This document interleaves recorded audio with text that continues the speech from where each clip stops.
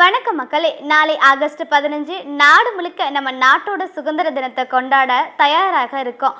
பிரிட்டிஷ்காரங்க நம்ம நாட்டை விட்டு போகும்போது இந்த நாடெல்லாம் உருப்படாது, சீக்கிரமாகவே சிதறி போகிடும் அப்படின்னு சொல்லிட்டு போனாங்க. ஆனால் இன்னைக்கு 2026ல் இந்தியா உலக அரங்கில் எங்கே நிற்கிது தெரியுமா? உலகமே வியந்து பார்க்குற அளவுக்கு பொருளாதாரம், தொழில்நுட்பம், விண்வெளி துறையின்னு எல்லாத்துலேயும் நம்ம டாப்பில் இருக்கோம். அதே நேரம் நாம் இன்னும் சாதிக்க வேண்டிய விஷயங்கள் இருக்குது. ஒரு காலத்தில் அமெரிக்கா, லண்டன் போன்ற நாடுகள் தான் தொழில்நுட்பத்தில் கெத்து காட்டிட்டு இருந்தாங்க.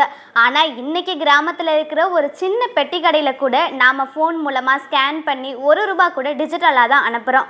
உலகத்திலேயே டிஜிட்டல் பரிவர்த்தனையில் இந்தியா தான் இப்போ நம்பர் 1 இருக்குது.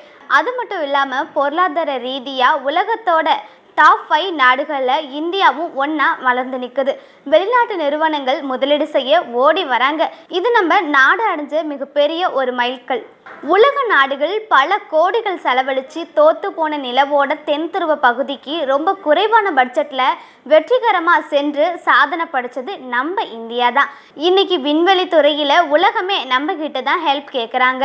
அதே போல் மேக் இன் இந்தியா திட்டம் மூலமாக நம்ம ஊர்லேயே தயாரிக்கப்பட்ட மொபைல் ஃபோன்கள், கார், ஏன்-4 விமானங்கள் வரைக்கும் இப்போ உலக நாடுகளுக்கு நாம் ஏற்றுமதி செய்ய ஆரம்பிச்சிருக்கு.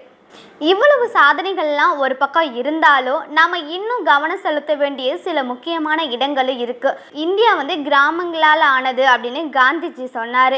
ஆனால் இன்னைக்கு நம்ம நாட்டோட முதுகெலும்பான விவசாயிகள் இயற்கை சீற்றங்களாலையும் சரியான விலை கிடைக்காமலும் கஷ்டப்பட்டுட்டு இருக்காங்க.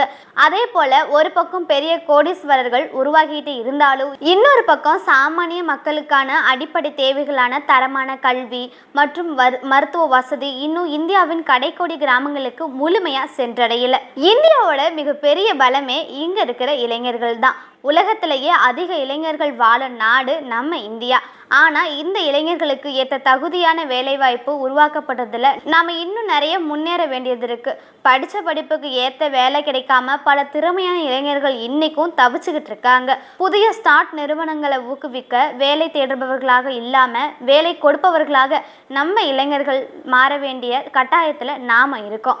குறைகள் சில இருந்தாலுமே கடந்த ஆண்டுகளில் நாம் அடைஞ்சிருக்கிற வளர்ச்சி சாதாரணமானது இல்லை.